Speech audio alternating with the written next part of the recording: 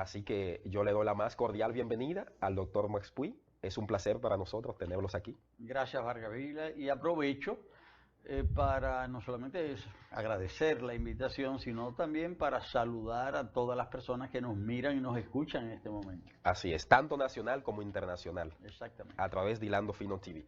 Doctor, el pacto eléctrico. El gobierno anuncia hoy de que tuvo que posponerlo debido a que a última hora algunos sectores empresariales, una buena parte, pues, decidieron retirarse. ¿Dónde entiende usted que ha estado ese punto que prácticamente se podría calificar como un fracaso, esta situación de la posposición del pacto eléctrico? Bueno, en realidad habría que recordar por qué se plantea la realización de un pacto eléctrico. Esta es una decisión que se tomó en la Ley de Estrategia Nacional de Desarrollo, votada en el año 2012. Y en esa ley el propósito era fijar un horizonte para el futuro de la República Dominicana para el año 2030. Y una de las disposiciones fue que para establecer esa plataforma común de desarrollo para ese año, se establecerían un pacto educativo, un pacto eléctrico y un pacto fiscal. El límite era el año 2013. Esos tres pactos debían ser realizados en un año. El pacto eléctrico tomó más de un año, es decir, tomó más tiempo, pero al final se llegó al pacto eléctrico.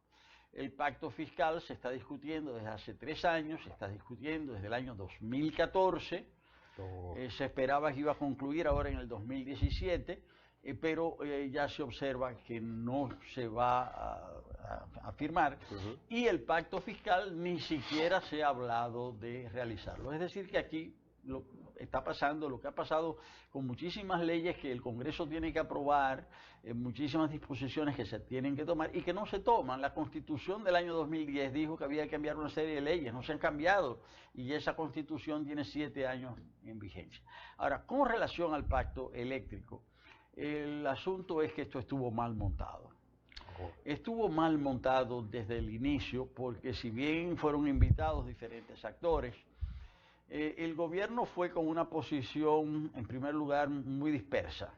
La Superintendencia de Electricidad decía una cosa, el Consejo Nacional de Energía decía otra, la CDE decía otra, luego el Ministerio de Energía y Minas decía otra. Es decir, el gobierno tenía muchas voces diferentes y no se sabía bien cuál era su posición. Pero además, fue obvio desde el principio que el gobierno lo que quería no era que se debatiera para que se llegara a un acuerdo, sino que todos los que estaban allí se pusieran, respaldaran, validaran la decisión del gobierno de construir las plantas de carbón de Punta Catalina. La idea no era discutir, era que toda aquella gente avalara eso. Y refrendarlo así, sin discutirlo, sin analizar. Pero entonces cuando empezó la discusión le dijeron al gobierno, pero entréguenos las informaciones, díganos qué está pasando. Y el gobierno sistemáticamente se negó a ofrecer esas informaciones. Y no solamente se negó, es que algunas ni las tienen. ¿Por qué? Porque la Corporación Dominicana de Empresas Eléctricas Estatales no tiene el estado de situación auditados. Los últimos son anteriores al gobierno del presidente Danilo Medina. En todo el gobierno del presidente Medina no se han auditado los estados de la Corporación Dominicana de Empresas Eléctricas Estatales. O sea, eso no existe. Entonces, claro, si la CDE no tiene ni siquiera cuentas, quiero decir cuentas certificadas, cuentas que puedan ser comparadas, validadas, y lo mismo pasa con las 3 sedes, con las 3 empresas distribuidoras de electricidad, que están llenas de botellas. Es decir, las distribuidoras de electricidad aquí tienen por lo menos el doble del personal que necesitan. Es decir, ¿por qué? Porque no están allí para cumplir con eficiencia el propósito de distribuir la energía y cobrar la energía dispensada, sino que están allí también para cumplir favores políticos. Entonces, en esas condiciones es muy difícil discutir. Cuando los empresarios, los representantes sindicales, los del sector social, los de las universidades decían vamos a discutir, queremos los datos, el gobierno no podía ofrecer los datos. Y en esas condiciones es muy difícil desarrollar un debate serio, hacer una discusión responsable. Y por eso el pacto, las discusiones estuvieron patinando todo el tiempo. Y el gobierno insistiendo en que le aprobaran Catalina. Y entonces los diferentes actores dijeron, bueno, pues dennos datos de Catalina. Pero es que el gobierno no da datos de Catalina tampoco. Es decir, lo que se sabe de Catalina realmente es a causa de la insistencia, a causa de la presión, y todavía hay muchísimos elementos, muchos elementos que están en las sombras o en la penumbra. Y por eso se fueron produciendo muchos desencantos y muchos actores fueron retirándose del pacto. Finalmente el gobierno, empeñado en que se firmara el pacto, dijeron, bueno, como hay acuerdos sobre una serie de puntos, vamos a firmar sobre esos puntos y vamos a dejar los otros como puntos de no consenso. En 95% de los puntos hay consenso. Vamos a firmar eso y vamos a dejar el 5 afuera. Pero resulta que en el 5 es que están los temas más importantes. El tema del precio de la electricidad está en el 5% de no consenso. Catalina está en el 5%. Es decir, que dice, bueno, nos pusimos de acuerdo casi en todo. Pero en realidad en lo que no se pusieron de acuerdo es en lo más importante. Entonces lo que se va a firmar son las cosas no solamente, yo diría, secundarias, sino también muchos de los elementos que ya están establecidos como norma, como obligación en la Ley General de Electricidad, se han puesto como si fueran acuerdos del Pacto Eléctrico. No hay que hacer ningún acuerdo, están en la ley. Entonces, al final, el llamado Pacto Eléctrico, yo diría que no es ningún pacto, es decir, es un documento donde se establecen algunas intenciones y donde se reproducen muchos de los mandatos de la ley, pero que en realidad no aporta soluciones de fondo al tema eléctrico. Entonces, frente a eso, es que primero todo el sector social, los representantes de los consumidores dijeron que se retiraban, que no firmaban. Luego sectores industriales importantes, como anunció ayer la Asociación de Empresas Industriales de Herrera. Tengo entendido que la Universidad Autónoma de Santo Domingo tampoco firma. Entonces, ¿qué se ha anunciado? Que la firma va a ser después.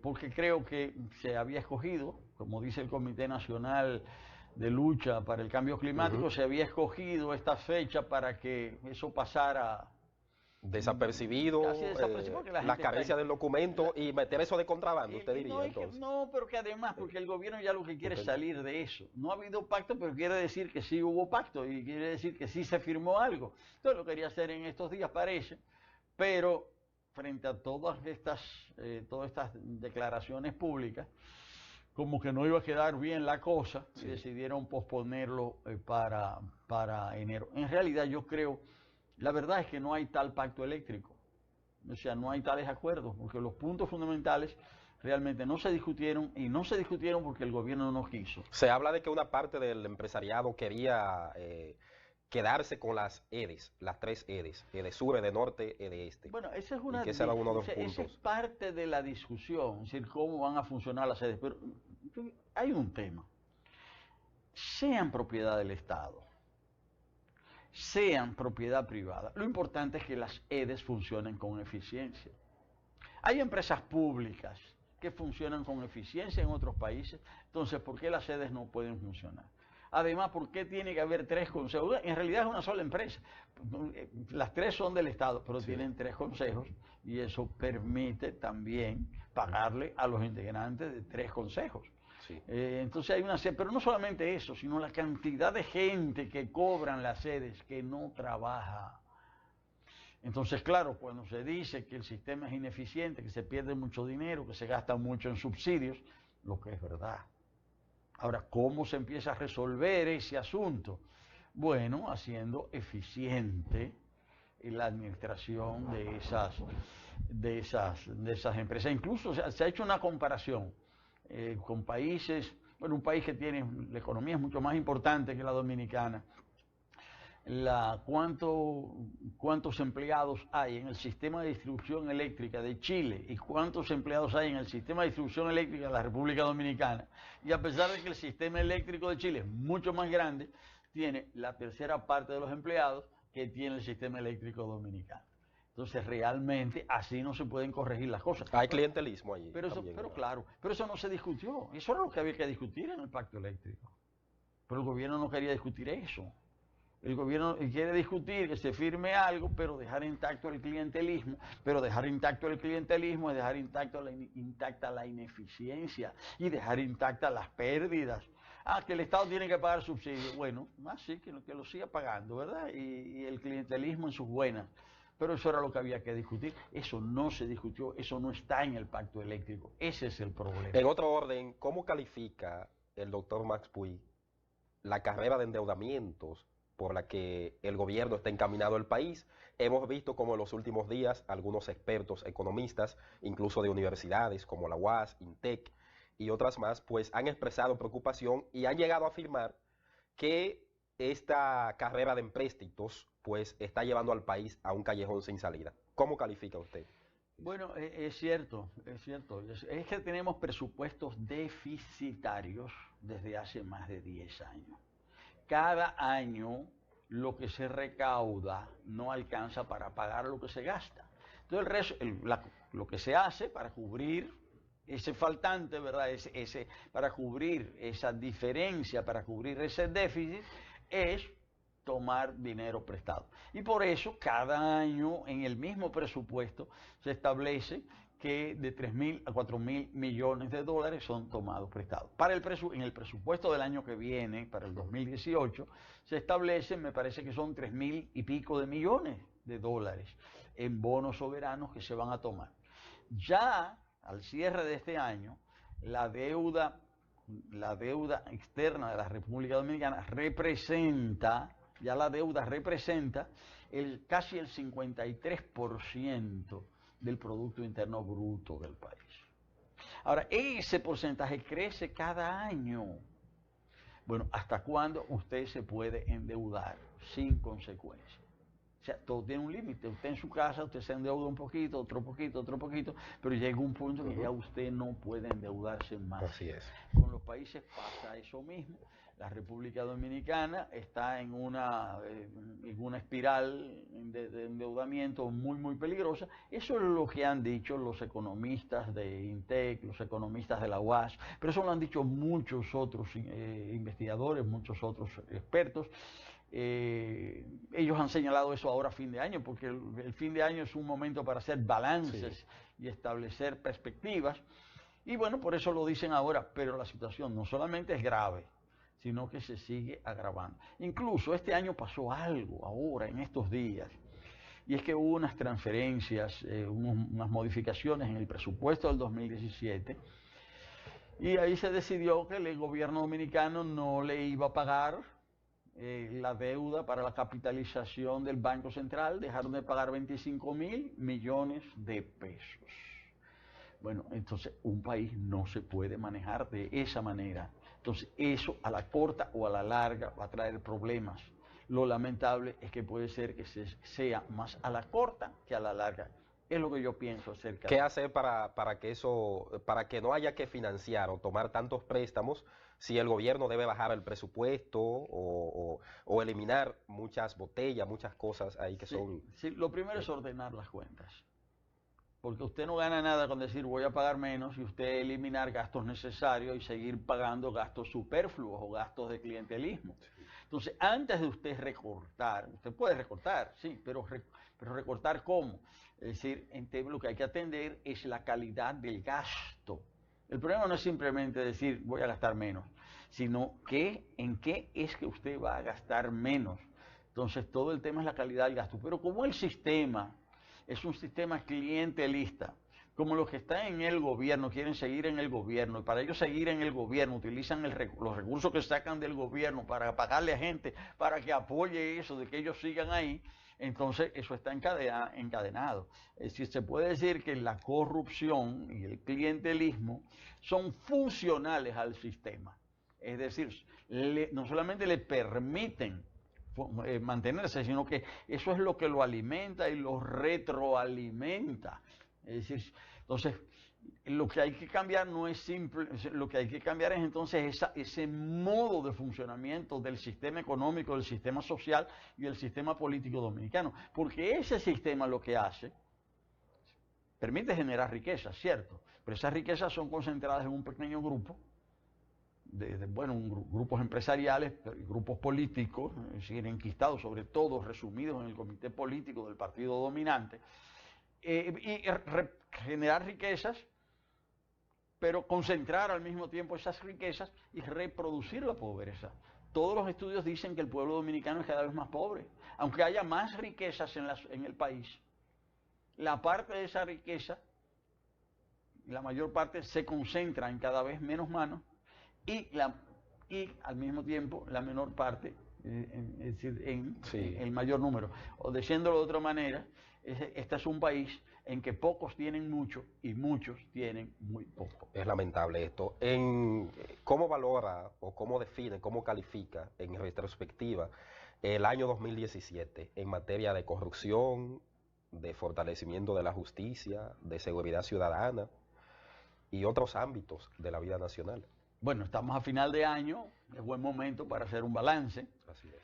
Y yo diría que este ha sido un año muy importante porque este ha sido un año de despertar ciudadano. No es que se descubrió la corrupción, pero la corrupción está entre nosotros desde hace mucho tiempo. Ahora, lo que ha sido lo importante es que esta corrupción cada vez crece más y más y más, pero en el año en que se ha hecho evidente la magnitud, la profundidad y los efectos graves de esa corrupción es en el año 2017. Este es el año del destape de la corrupción. No en el sentido de que surgió ahora, sino en el sentido de que en este año fue que se conoció, ¿verdad? Se conoció en toda su extensión. Pero por eso mismo también este ha sido el año del despertar ciudadano, este ha sido el año de la movilización. Y eso ha hecho también que se haya profundizado, el desprestigio del gobierno. Entonces el gobierno ha perdido legitimidad, ha perdido mucha fuerza. Desde las elecciones del año pasado el gobierno está en picada, cada vez menos personas confían en él, cada vez menos personas confían en el partido dominante. Pero también este ha sido un año en que se ha profundizado la desconfianza en la política. Es decir, no es solamente el partido dominante que ha perdido, los dominicanos hemos perdido fe en las instituciones públicas, cada vez la gente cree menos.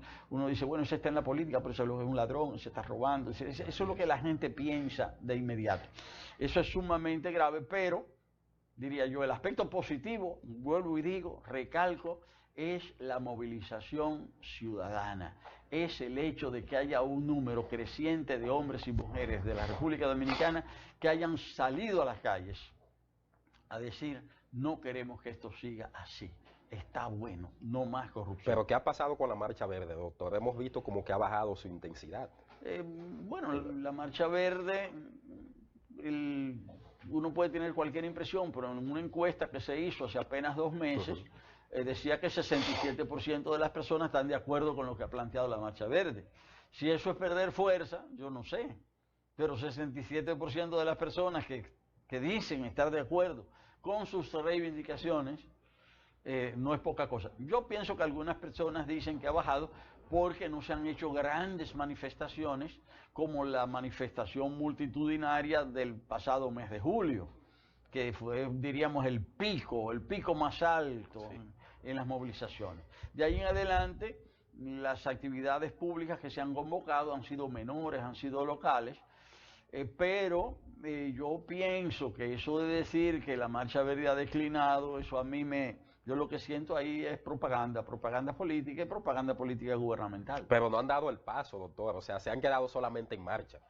Eso está muy bien, de que marchen, excelente, de que exijan las reivindicaciones y en este caso que se detenga la corrupción rampante y sonante que afecta al país, pero solamente marchando, o sea, no han dado otros pasos concretos para... Sí, pero yo creo que es bastante, el hecho de que el pueblo dominicano haya salido, todo el pueblo dominicano, una fracción considerable de nuestro pueblo haya salido a la calle, ¿y qué más? Pero eso es enorme, eso es Pero inmenso. sin embargo, Eso es siguen inmenso. estallando más escándalos de corrupción. O sea, no se ha detenido la corrupción. Eh, El caso más reciente que estalló a nivel nacional e internacional fue el de la ONSA. no, Y yo, de una manera es que lamentable. después de eso ha seguido. Después de eso Ajá. ha seguido, después de eso. Oh, pero mire eso que acaba de pasar. La ONSA, eso fue lamentable, ¿verdad? El asesinato Sí. de este profesor, de este abogado, Junior profesor, Ramírez. Junior Ramírez, profesor. El hecho de que altos funcionarios públicos hayan estado involucrados en ese crimen y que lo hayan hecho para cubrir la corrupción. Pero es que ahora mismo, en este mes de diciembre, el caso ese de la avioneta llena de cocaína que la Romana. aterrizó en la Romana, y todas las informaciones apuntan que los organismos de inteligencia de drogas de los Estados Unidos, la DEA, está inconforme porque le quieren atribuir el asunto simplemente a dos coroneles, y la sospecha es que detrás de ese avión de cocaína que aterrizó lleno de una avioneta llena de cocaína, es decir, no hay simplemente dos coroneles. Y eso es pequeño. Eso no es pequeño, pero ahora resulta que uno de los grandes capos venezolanos, ¿desde dónde opera? Joel Palmar, que fue arrestado. ¿Desde dónde operaba? Igual que Odebrecht. O sea, Odebrecht escogió el país más propicio de toda la región para convertirlo en su centro de actividades criminales y delictivas, República Dominicana. ¿Qué hizo ese señor, ese capo venezolano? Lo mismo. ¿Por qué la Odebrecht? ¿Por qué los capos escogen la República Dominicana como el centro de sus operaciones? Pero eso no fue hace 2 meses. Ese fue el regalo de Nochebuena. O sea, el regalo de Nochebuena aquí son todos los paquetes de cocaína que están transitando.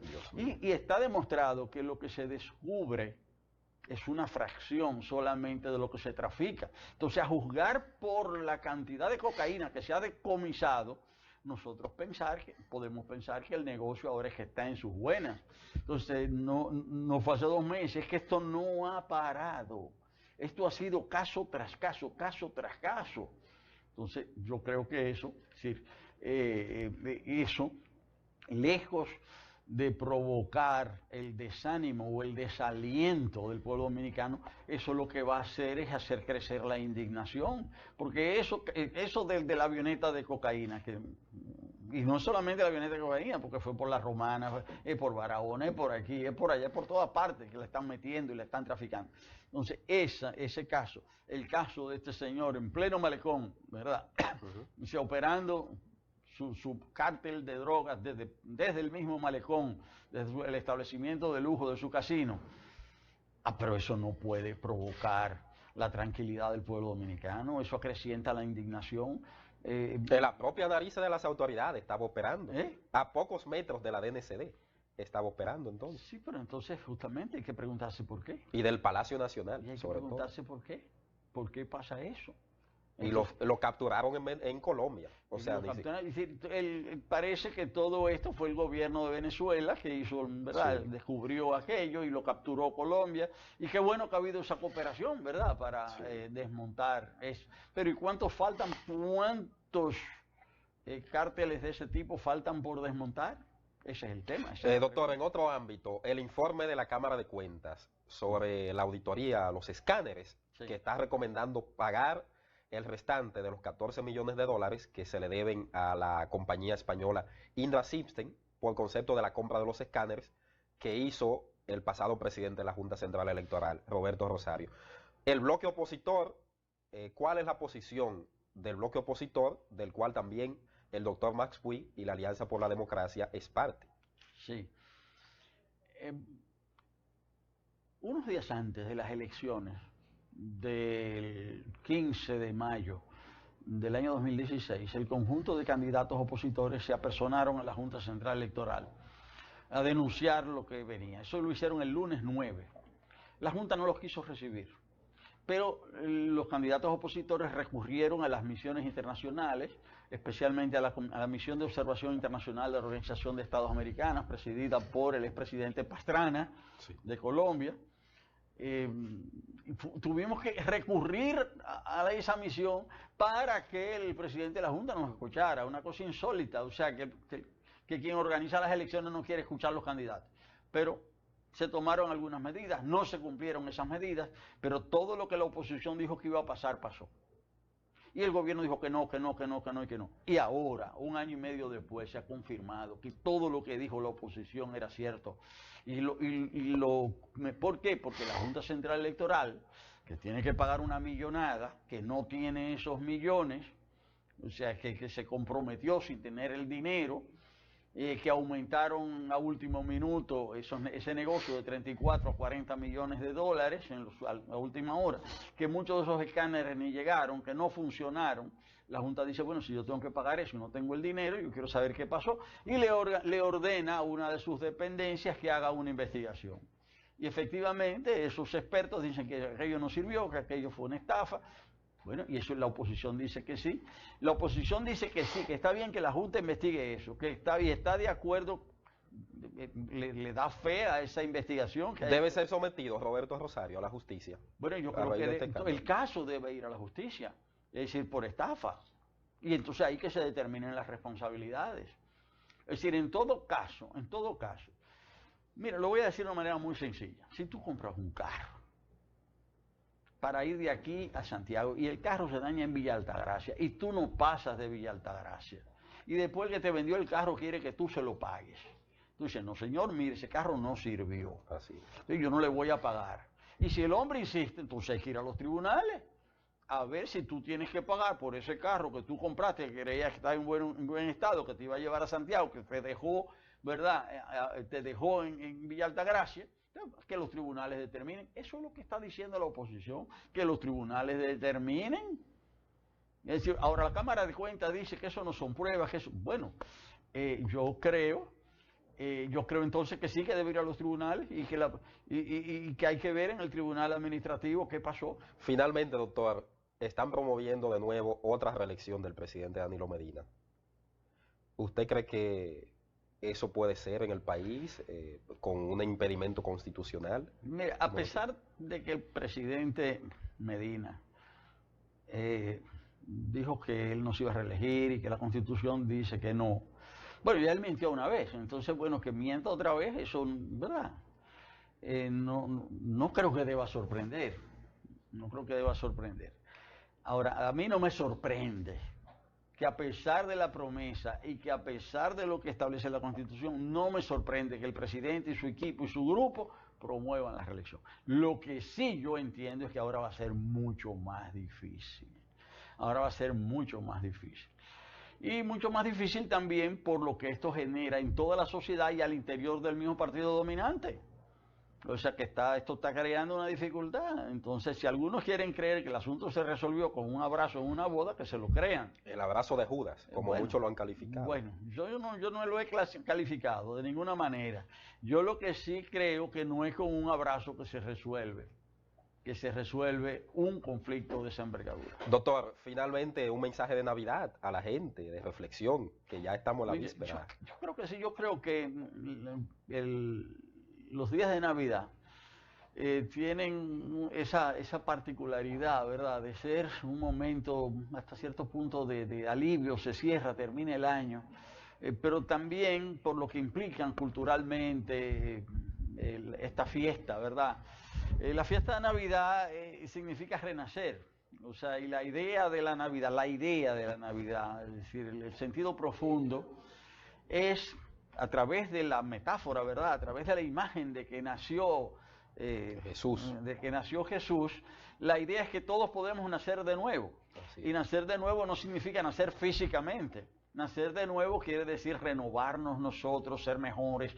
Y yo creo que ese es el mensaje. O sea, yo creo que termina el año, pasamos balance y vamos a tratar de ser mejores el año que viene para que tengamos, no solamente nosotros seamos mejores, nuestras familias sean mejores, nuestras comunidades sean mejores, nuestro país sea mejor, el mundo sea mejor. Muchas gracias, doctor. Este espacio es suyo. Estamos a la mejor disposición siempre de recibirlo. Gracias. Bueno, gracias al doctor Max Puy, presidente del partido Alianza por la Democracia, ex ministro de Medio Ambiente, ex ministro de Trabajo, ex senador, sociólogo, señores, un hombre con una alta calificación, una alta cualidad, pues al servicio de nuestro país. Gracias a él por su disposición de estar aquí en Frías y Calientes, por Hilando Fino TV, televisión a otro nivel. Y gracias a todos ustedes que siempre están en sintonía con nosotros. En breve, transparencia informativa con mi hermano Ramón Tolentino.